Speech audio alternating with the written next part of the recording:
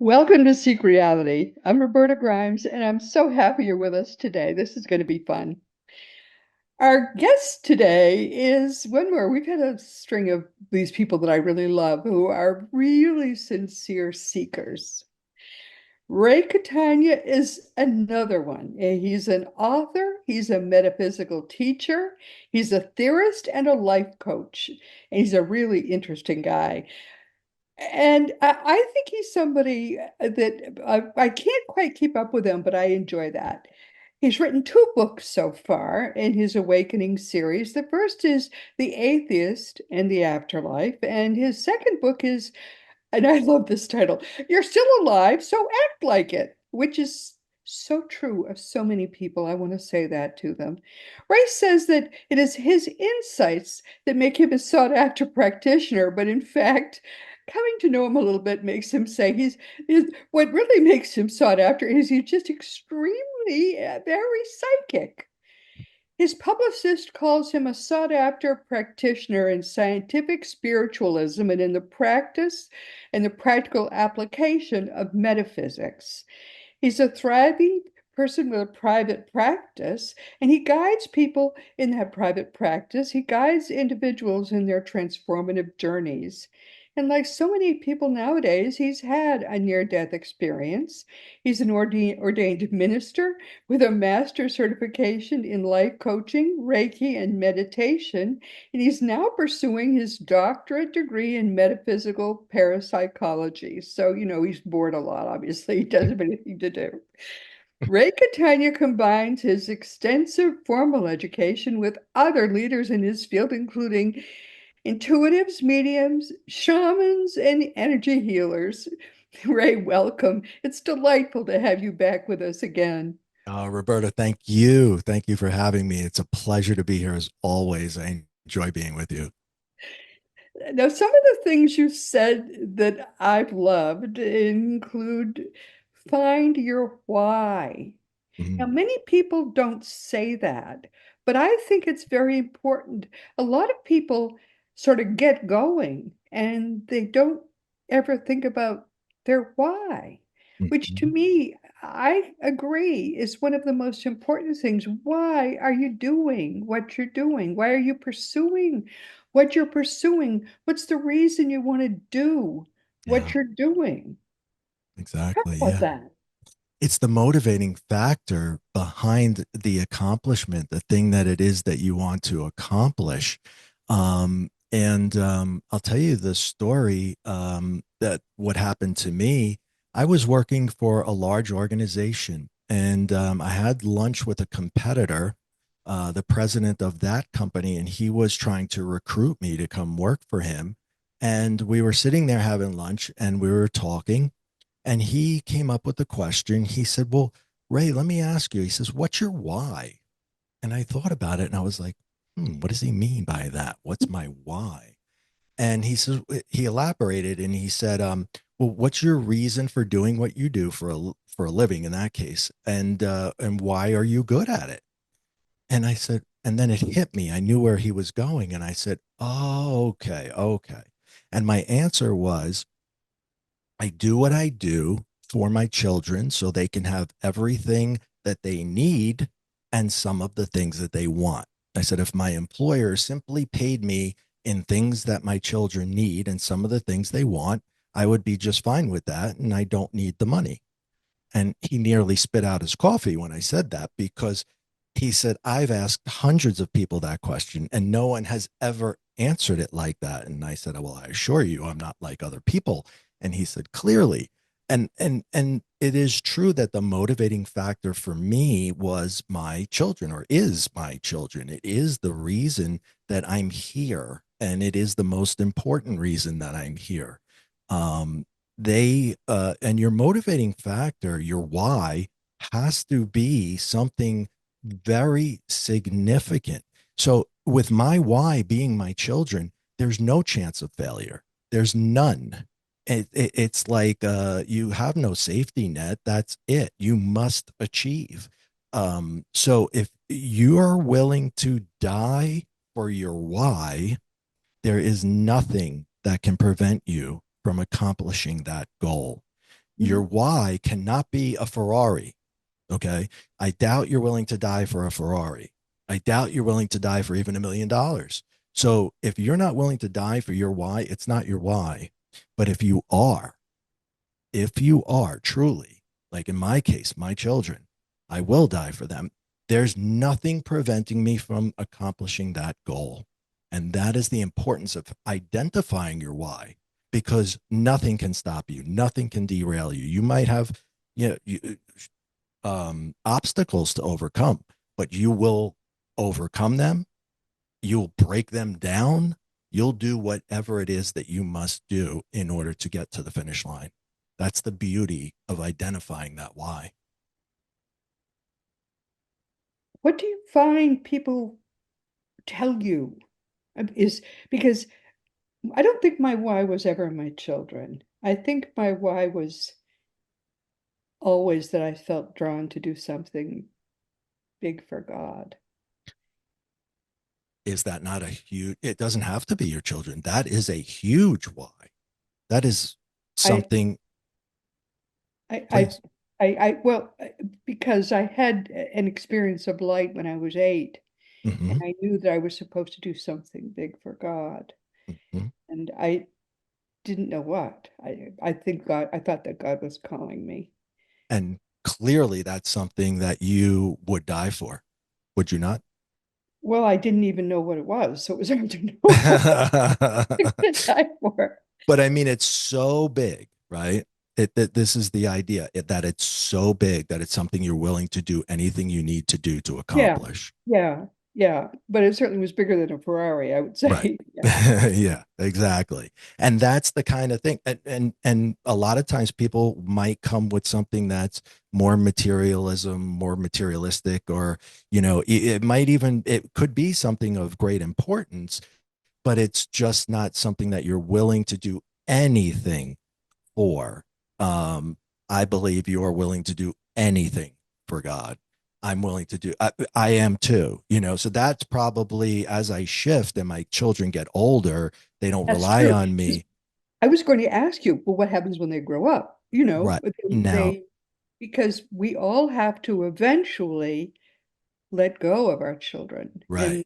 and let their lives become their lives. And that's which is a bittersweet moment in It sure each is. of our Yeah. lives. It absolutely is. And we do And that. I'm experiencing that right now as they're in their 20s and they're getting on with their lives and they Yeah. don't need me so much anymore. Oh, So my new why is spreading this word that folks can have anything they want, anything they want. You have to tap in to your higher self and you can acquire anything. And whether you refer to that as God or the universe or whatever, when you tap into that universal energy of all things, the creator of all things, you can have it all. And it's it takes a while to really get on that frequency and understand it and get out of the egoic mind, which is attached to your subconscious and your past. But right, once you do that, excuse me, once you achieve that and you redirect your focus and you get it from above, there is no stopping you. You are limitless. You can do anything. And that is the message that I want to give to everybody. I want everyone to know that. And I think you do too. And that's kind of the path that we're currently on. right. That's right. And I And my think, kids will just have to figure it out for themselves now. yes, yes. Well, is that the people who come to you, is that what are they hoping to learn from you? Well, they come with a variety of things. However, the answer to just about all of them is separating your self, your higher self, from your subconscious, your egoic mind, which runs our lives, right? So look at it this way: the subconscious mind is like a hard drive, and all the information on there is stuff that was put there when you were growing up, mostly between the ages of 2 and 7. You're in a theta state, you're in this hypnotic type state where you're Mhm. absorbing all the information around you, right? Right. You're So down, these are downloads. You're accepting downloads, e- basically. everything it's and it was there for survival, right? But it could be something that doesn't align with who you really are, but you don't know that because you're identifying with it. When I say ego, I don't mean like egotistical. I mean Freudian ego, like the sense of self, who you are. Who you are is not in your subconscious.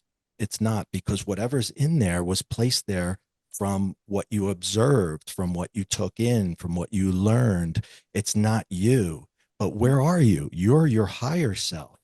And when Yes. you stop going to yesterday to try to figure out tomorrow, clearly that's not going to work. That's Einstein's definition of insanity, right? Repeating the same thing, expecting a different result.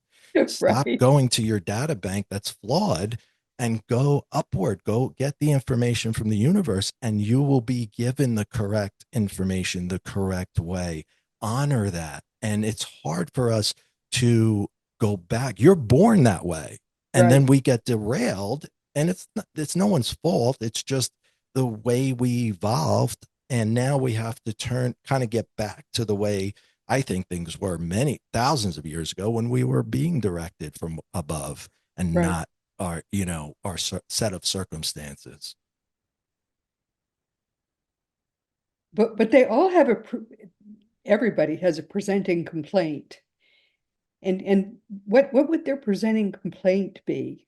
Sure. Well, it could be something that they're trying to achieve that they can't achieve, which is usually triggered by a self-limiting belief, which is something that they, again, is learned from the past. That when you realize, when I tell people you're not your ego, the light bulb goes off, and all of a sudden they're like, oh my God, they have this huge aha moment. I'll give you an example of myself. When I was really young, my parents had a get together in their house, and I'm talking single digits now. So I'm like 6, 7, 8, that age range. And Mhm. I was playing with trucks under the table, and all the adults were sitting at the table, and they were talking about their fears and phobias. And it went around the table. And when it got to my mom, she said, I'm deathly afraid of heights. I, of course, absorbed that, and I became deathly afraid of Of heights. course. When, if it's bad for mom, it's bad for me. It Of must be, course. right? Okay, so I adopted that. And when somebody asked me what I'm afraid, oh, I can't go. I'm deathly afraid of heights. I would even say it the way she said it. I turned 50 years old a few years Oh, ago, 50 years old. several years ago. Yeah. Um, and at the age of 50, I was studying with an indigenous tribe in Peru, known as the Caros, and I was studying with the shaman. I was learning their ways, and there was a ceremony for me at the top of the mountain Machu Picchu. Oh, I had to geez. climb, right? So I didn't listen. I wanted to get up there so badly. I didn't think about being afraid of heights. I just went straight up. And I came down after the ceremony with my wife, and I said, honey, I'm not afraid of heights. My mother is. And that was like a moment where I carried a Oh, fear that wasn't mine for 50 years. That's how that works. So, and it's not her fault. There's no one to blame there. It just was no. the circumstance. So I absorbed her fear, her self limiting beliefs, and I limited myself with those. Imagine how many of those we have that we can get rid of. Yes. Yes, of course. So regardless of what they come to me with the thing on the surface that they think is stopping them, it's usually something like that that's underlying, that we have to dig up and scoop out. Oh my goodness. So what do you call that kind of counseling then that you do? It's Metaphysical counseling it's and metaphysical? metaphysical counseling. Yeah. Yeah. It's a Wow. combination of spirituality and science, because I use modern day psychology, and I use spirituality, and I even use physics, and I put it all together into a package, and that combination, that's what they taught us in college, and that's what I'm in school for now, working towards my doctorate. And the school has done such a fascinating um, curriculum that they've put together. where we can really see how those go together and utilize them in a way to just completely change your perception of reality. And I know that sounds crazy, but it's real. And It when you does sound change your crazy. perception, I Yeah. know. Well, when you look at the world through a different lens, right? One that's not limiting, one that's not not being done to you, but you're doing to it, right? Yes. It changes everything. It opens doors that you didn't ever know could be opened. And it's not as hard as you think. It's actually pretty easy when you get to the nuts and bolts of it. Said when you change the way you look at things, the things you look at change. Yes. I'm not sure, but that's great. That's a great quote. Well, that's what you're saying, really. It is. It is. Change your perception of reality, and your reality will change to a better perception. It's Yeah, just you change the way you look at something, and that something can become the way you want to see it, or the way you want to make it. because you're looking at things the way in a habitual way. Yes, correct. Someone said that when the first ships arrived, they were so in the Americas, Hmm. they were so impossible for the indigenous people here to imagine. Mm. They were invisible, actually invisible to them. They couldn't see them. Wow. They probably Possible were. for them to imagine that those things were real, that They they actually couldn't see them. they probably saw them like aliens, right? Because Yeah. they're completely different from any human form they've ever seen before, and doing things that they've never There were seen done objects before. that could not be imagined by the people who were looking at them, so they actually were not there. And yet they were very real, weren't they? Yes. Yeah. So we need to take a second look at things like that, things that we think aren't real, things that we doubt, and take a second look and say, well, wait a minute, Yes.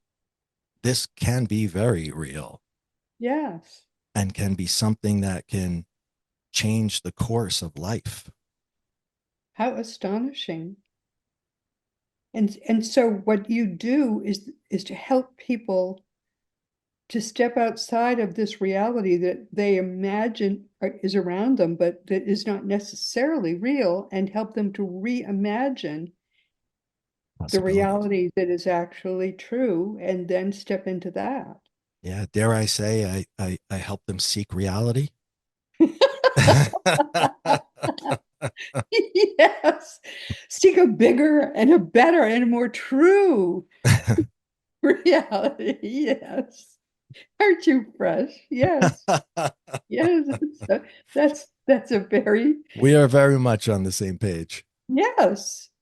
Yes. Seek a bigger and a better and And a it's stronger. fun. It's really, when that ball starts to roll and you start to make these observations, it really gets fun because you can just start looking at just about everything differently.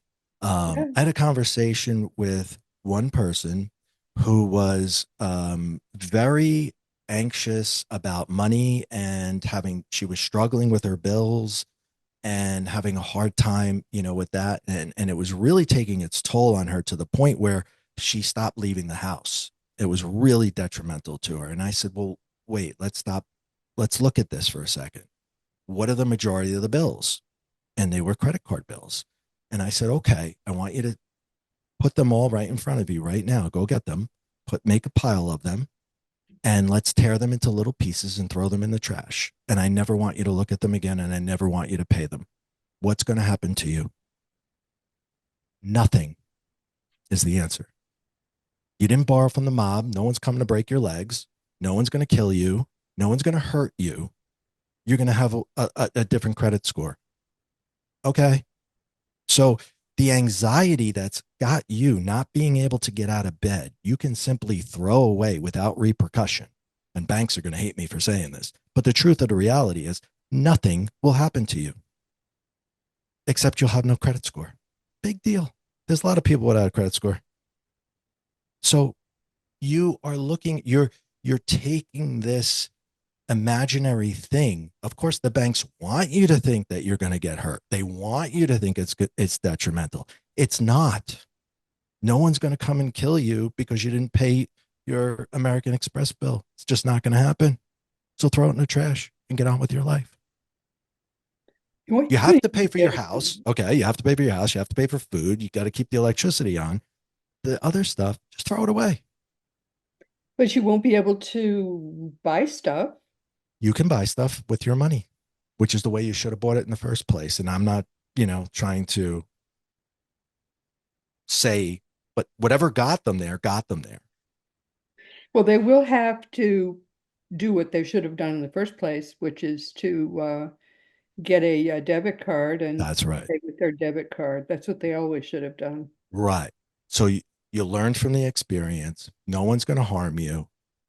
Get That's what bankruptcy is there for, actually. It's to get you out of that situation, walk away, and move on with your life. Right. That's so true. We hurt Exactly. ourselves with a lot of things that we don't have to hurt ourselves with. That's true. It's That's not an ideal way out, right? Of course, but it's it's the way out for someone who doesn't have any other means of doing it. And the thought that has been imposed on her is you're going to get hurt. You're going to get No, you're not. You're not going to get hurt. You can throw them in the trash. She was so relieved. She was like, I spoke to her again, and she's like, she's on cloud nine. Gee. That weight You was know that lifted the off her banks shoulder. actually probably got The together. banks are going to target me. They really are. Yes. They have a guy named Claude who they've hired to come after you, my friend. I know I really got to watch what I say, right? Hey, Yeah. listen, there's, uh, you know, not gonna get into it. Unless No, you no, borrow from that's somebody what who really bankruptcy is can for. hurt you, It's you could get a new start, you can right? get a new start. You can always get a new start. Don't Yeah. worry about it. Yeah. And actually, in point of fact, people who have just gone bankrupt can pretty easily get a new credit card and so on because Very, yeah, they can't, because for they're another debt 7 years, free. they can't go bankrupt again. That's So, right. They're like, here you go. yes, So so it's true. easy to get a new credit card. Yes. And like many years ago, I don't know, I think I was like I had a very serious car accident and I couldn't work and I was in that situation. So I could not pay my bills and they were calling and harassing and I was just like I just wanted to curl up in a ball and die. And then I discovered bankruptcy and I did it. And it was over just like that. And I never had to feel that way. And within a couple of years, people are sending me credit cards all over again. I mean, Right. That's right. it's not that bad at all. No, no. You might not be able to buy a house for a while. You have to rent. Okay, big deal. Eventually, you'll be back on your feet before you know it, and people love to lend you money because they know you're debt free. One of the wisest men who ever lived, and he's full of all these wise little sayings, was Thomas Jefferson. And he said, how much pain have caused us the evils which never happen. That's right. I love his sayings. By the way, he's a brilliant man. Absolutely. Dear, dear man. Yep. What do you say about luck? He has a great one about luck. The more I work, the more luck I have. Is that right? Yeah. Something like that. Ah, oh, great one. Yes. So, all right. This is actually a practice that I've never heard of this kind of practice to just to help people to sort of get out of misery and into happiness, but Yeah. it's a spiritual, what did you call it? It's a spiritual. Well, I called it metaphysical counseling, and Okay, it's okay, but taking. it's spiritual practicality. It's Yes, indeed. Because okay.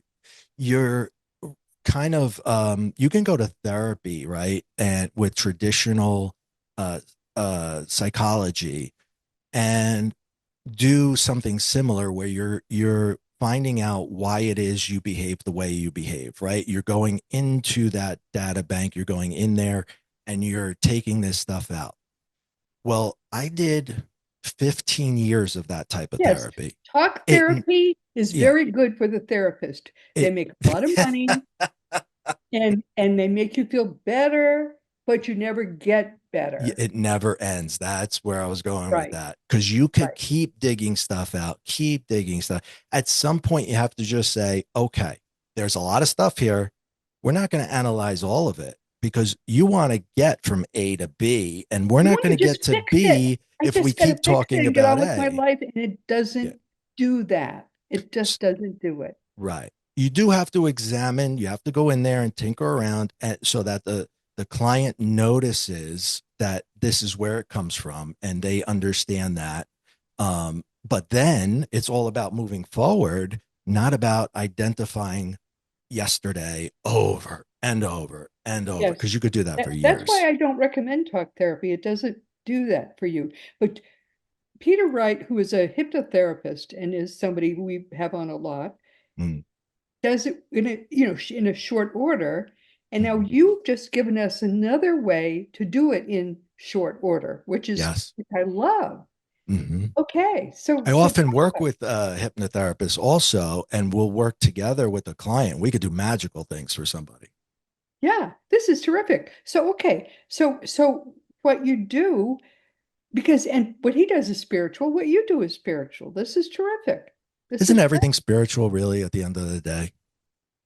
It should be, Should but be. I don't think talk therapy really is.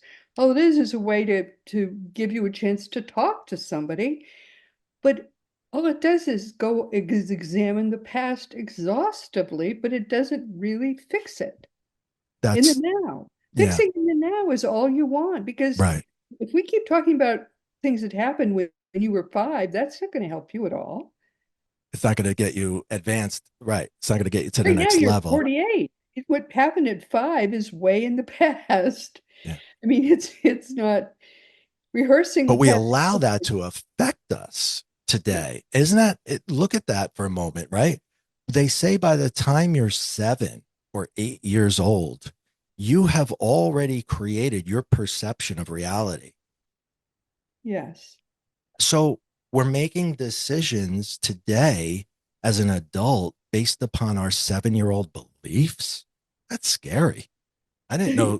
I didn't know Yes. anything at 20. I thought I knew everything, but I certainly didn't. Never mind 7. No, no, no. That's just not constructive.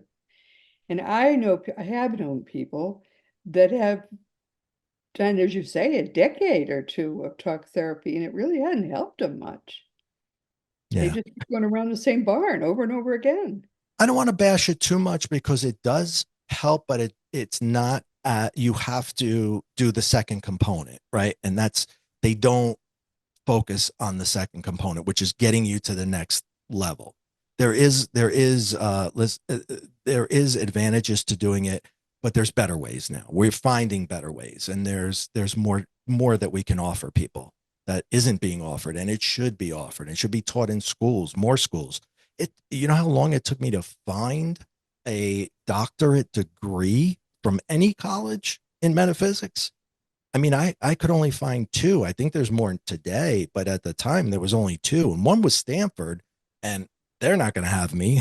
I don't have the grades to get in there, right? So hopefully there's more now, and there's more options for metaphysical counseling and finding that What route. you're doing Yeah, clearly is going to work yeah, a whole it lot has. better than just talking endlessly about what happened when you were five. That's for Yeah, sure. I So like to talk think about so. that. Talk about that process. That's wonderful. Well, identifying what is in that data bank, what's on the hard drive and how it got onto the hard drive. And then you can start to see how that's filtered through the ego. And the ego is what's directing your decision making. So when something occurs and you're going to be reactive to it, It's the ego that's telling you how to react. And the ego is getting its information from that 5, 6, 7 year old. Yes. Obviously, not what you want, right? So a Yeah. car cuts you off, you get angry, you scream at the person. Well, that's very 7 year old ish, isn't it? Because Yes. you didn't collide, nothing happened, right? No. Absolutely nothing. It was a mistake. The other person's not trying to harm you. It was an accident, even if you do hit one another. But people, when they don't hit one another, they're screaming and yelling. And you got to look. And I was guilty of that too at one time in my life. It wasn't until I overcame this that I realized that there's just no reason to impose that type of negative energy upon yourself. You're not harming the other person. They're not even going to think about you for the rest of the day, but you're going to go to work and you're going to say, you should have seen this crazy driver that I encountered today. And then you're going to go home and tell your wife, I almost died today because of this crazy person. And then you're going to tell Yes, this one and that. you're stuck in the 5-year-old. You're, Yeah. yeah, Yeah. you're a 5 year old Yes. stomping your feet, going, this is what happened to me today. Yes. Or when you went up the mountain, Yeah. you were the adult that went Mm, up the mountain. And the adult who was you were not the 5-year-old who thought he was afraid of heights. You were the right. adult who was able to enjoy the height and say, no, I am not afraid. Yep. That's the difference. You had grown beyond the fear of heights. Yep. I And I am didn't not. even know I was doing it because I just wanted to go up there. I was just in that present moment where I Right. wanted to go up there to join that celebration so Yeah. badly. I didn't think about anything. There was no You grew thoughts. beyond that moment. I just Yes. just went. Yes. That's what you teach. Yeah. Stop thinking. Yes. Be Sometimes the ego plays in a that key role. future or present, actually present future moment. Yeah. Yeah. Every now and then, like, the ego has its positives, right? It's there to protect us and it will say, look both ways before you cross the street. Okay, that's a good thing. But 90+% of the time, it's giving you garbage that you don't need to deal with and you Yes. don't need to dwell on for sure. Yes. And Yeah. it's also that egoic obsessiveness that says, you got to do this, you got to do this, you got to do this, you got to do this. But when you break free of you got to do this, especially if it's something you really don't have to do, or you Yeah. don't have to think about it anyway, Yeah. because it's happening next Tuesday. Yes. So you don't have to get anxious and get worked up over something that's not happening yet because it's on Tuesday. I Yes. had a client who was in we were doing face-to-face therapy, and I could see that she was very anxious about something, and I said, is there something bothering you? And she says, yeah, well, driving. She explained to me that driving was very difficult for her, and she had driven an hour to be there. And I said, I was, very, you know, uh, impressed that she had done that, especially to see me. So I really took that, as a compliment. And we were talking. I said, so what is bothering you right now? And she said, I said, is it the drive home? And she says, yeah. And I said, well, that's an hour away, so you don't have to let that bother you now. We can discuss that in an hour. Let's talk about something else. So, and we'll address that then when it actually is a thing, because we have a whole hour where you don't even have to think about that at all. And she became very relieved, and we had our great, really, really good session before we addressed the drive home. Which is a wonderful thing to teach people Yeah. to to to live in the moment as opposed to always being defensively kind of worrying about the future. The What the may, future will yeah, take care of itself. yeah. Especially when it's something that you don't need to deal with right then and there.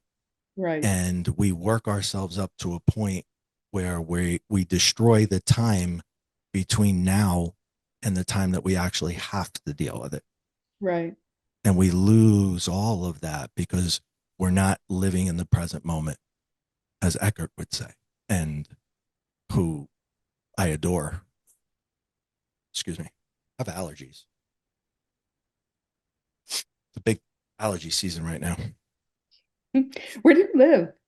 I'm in New Jersey, and we're in fall, and so when the trees and leaves start falling, Right. any change of seasons affects affects my nose. One of the great things that Jesus taught was prevenient forgiveness, how to Mm, forgive everything in advance before it actually happens. mm, Because it's way too hard to forgive things after they actually happen. He said you have to forgive everything. Well, if you forgive things after they've happened, that's too hard because you're all upset. So he taught how to forgive everything in advance. wow. And then, you've already forgiven it. It's just the peace that comes from that one lesson is unbelievable. It's so perfect and it works. It's so incredible. And why do we forgive it all? Right? Think about that for a moment. Who are you? If you're forgiving someone and it is after the fact and you're all worked up and you decide you're going to forgive them, that's not for them. That's It's for for you. you. It's the gift you give yourself. That's why it's so important to forgive, because Yeah. otherwise you spend your whole life, you basically wreck your entire day because somebody else has bothered you. But the gift you give yourself is you forgive everything in advance, and Yeah. then your whole life is peace. That's right. Such it's the best thing you can do is learn prevenient forgiveness. Oh wow, it makes such a difference. And I don't know if you're familiar, but Eckhart Tolle is actually one of the best interpreters of the teachings of Jesus. He is astonishing when he interprets the teachings. It's just amazing. He hasn't written a book on it, but he speaks on it a lot. And if you get the opportunity, I highly recommend listening to him. He's really, really good. I've always been a huge fan of Jesus, to say the least. Well, the better you interpret his teachings or know someone who does, Yes, the more peace you have in your life. totally. It's quite wonderful. Yeah. But forgiveness is the big one. If you learn prevenient forgiveness, it peace descends and forever. And it's not for the other person. It's not even about the other person. It's about No, it's you. all about you. It really Yeah. is. Yeah. Life is too short to be having any kind of stress in your life at all. Hmm. It's quite joyous. But it's great that you're doing this because the power you're giving to people, if you're freeing them from all these worries, my goodness, in an hour I'm going to have to drive. Oh, next week I'm going to have to get in a car again. Oh my goodness, how terrible that is. I mean, to have these kinds of stresses in your life is a terrible thing. It's if you don't have any stresses in your life at all, think of the power you have in your life in its place. That is so wonderful. It's all a part of detachment and the art of surrender because Yeah, there's so much we can surrender to, especially things that we don't have control over. If you're not going to change something, right? If you're not going to be a part of whatever I call it, it's not my fight. There's a chapter in the book called It's Not My Fight. And I'll give you an example, like the election, for example. Everybody's very polarized about the election. Well, the election is not part of my fight. And I'm not running for president. I'm not running for office. I'm not running for anything. And so I'm out of it. I don't watch it. I don't pay attention to it. I don't care who's running. I don't want to know who's running. Yeah, done. what I teach people is if you can't change an outcome, be at peace Surrender to it. about whatever the outcome is going to be. You can't change it. Allow it to be. Yeah, you just give it up. It's not stressing yourself about it is if something you cannot change is just giving yourself stress over nothing. Correct. Now, if it is your fight, on the other hand, and it is something that you're passionate about, I'm not saying don't pursue that. What I am saying is if it's not, don't allow it to affect you negatively because, again, it's self imposed hurt and angst and anxiety that you're taking on that you don't need. Right. Just take People the stuff that you want to change, that you can change, that you plan to change. people don't take care of their own psyche the way they really should. I mean, your body, your mind especially is where you live. Hmm, You've got to just give peace to yourself I because like that's that. your home. That's where you live. I like that a lot. Well, but that's so important. And it affects your body, right? Because your Affects your mind body too. Yes. affects your body. It's People who just deal with chronic illness and chronic pain, a lot of times that comes from chronic anxiety. yes. I mean, people say to me a lot, people that I know, how come you're so happy all the time? Well, it's it's not hard to understand, right? Isn't it about not being sad? Yes. It's Right. about not being stressed. It's about not being Yeah. sad. It's about, oh my You goodness. don't have to be, if you say you have to be happy, they think they have to do something to be happy. You just have to not be sad. I'm And not there sad. lies I'm not contentment, stressed. right? I'm joyous all the time. There you go. That's it. It That's is it. so, I'm so sorry. I'm not joyous about this. We've come to the end of our time. I'm so sorry about that. What do you want people to take away from our time together today? That you can free yourself from the reality that you don't like and be part of the reality that you do.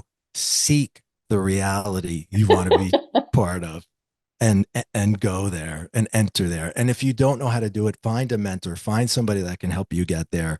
We're out there. Find us and pursue your dreams and goals. Thank you. There are three websites that belong to Ray, and he will I will put them on the materials that go with this interview so that you can find him easily. And Kind his of got everything into to raycatania.com now, so it's not so confusing. The others are still there, but it all will, it goes to raycatania.com will get you to rickandtanya.com. everything Okay. else. I And made it his less books are confusing. great too. I really Thank recommend you. his books as well. It's been so good to visit with you. We'll have you back again. Thank you so much. I appreciate you, Roberta. Thank you. Well, I appreciate you too, because I think what you're doing, there are, as I say, there are people who will just talk and listen, but I think what you're doing is very productive. I think helping people understand that this kind of spiritual depth is something that can be taught, that they can learn to have in their own life and create for themselves. Mhm. This kind of place is right inside them. Yeah. And Ray can help you find it. And then once you find it, you're free. He can help you get free, which to me is a glorious thing. So stay there a minute. I will talk to you afterwards. But I just have to talk about a little bit about next week and who's going to be our guest next week. Everyone, I'm so sorry we've come to the end of our time, but once again, my beloved friends, this has been Seek Reality with Roberta Grimes. I'm very glad you could be with us today. Please never forget, you are a powerful, eternal being. You never began and you never will end. That's a fact. And when you get it, oh, and when you get all its implications, it changes everything in your life for the better. Next week, our guest will be Jacob Cooper, who will be with us for the fourth time. Jacob is another wonderful young seeker, and I purely love to just help to nurture this exciting young next generation. Many of them, like Jacob and like Ray, he's younger than I am. He's another next generation seeker. They've they've had spiritual experiences and they've deeply sought and found things that they can pass on to people, helping others. with these beautiful, powerful lessons that they've learned from their own brushes with the eternal. And like Ray, Jacob has been a popular, powerful Seek Reality guest. So please be sure to join us again next week. And this week we've been talking with Ray Catania, and he's been with us for the third time, but not the last. He's an author, a metaphysical teacher, a theorist, a life coach. He's the visionary behind Limitless Publications, Limitless Coaching, Scientific Spirituality for the Modern Human. I love that. He's written two books so far, and I don't think they'll be the last. The first is The Atheist and the Afterlife, and his second book is You Are Still Alive, Now Act Like It. That's for sure. Ray says that it's his insights that make him a sought after practitioner, but I think he's just also kind of psychic. His publicist calls him a sought after practitioner in scientific spiritualism. He has a thriving private practice, and he's also still continuing to learn. So I just recommend if you have the kinds of issues that I think that you think he could help. I'm sorry, I'm losing my voice. You might just consult him and see if he can help you. Now, as you know, our great friend Craig Hogan is the president and guru of Seek Reality Online. Whether you like it or not, your life is eternal, so you might just seek reality online is there. You might just go and see if you can learn something about your eternal life, so you'll have a kind of a head start on what comes next. And of course, teachingsbyjesus.com is your best resource for all the beautiful divine truths that are brought to us now in perfect love by the greatest teacher of them all, Master Jesus. I'm sorry, the Christianity that is there now really didn't come from Jesus. It came from the Roman Emperor Constantine. And now, at last, as that Christianity dies, the Christianity that should have come from Jesus finally is coming alive. So, if you'd like, you can go to teachingsbyjesus.com and start to learn from the genuine Jesus. Also, as you know, I have some nonfiction books, but I'm sorry we don't have time to talk about them because I was so interested in talking to Ray. If you want to talk about anything at all with me, just go to the green contact block on robertagrimes.com and contact me, and I'd love to hear from you. And all of them more than my 550, oh, I've lost count. I think it's almost 600 now. Past episodes of Seek Reality are available wherever audio podcasts can be found, and there also now are some video episodes each week on Roku or Fire Stick. Meanwhile, this has been Seek Reality with Roberta Grimes. Please enjoy and make the most of this coming week in our one reality, always knowing that you are a powerful, eternal being, and most of all, in this entire gigantic, but it isn't so big, actually, it turns out, reality, all of this, the whole gigantic reality, in this whole right reality, you, most of all, are the most beloved creature in this entire universe, believe it or not.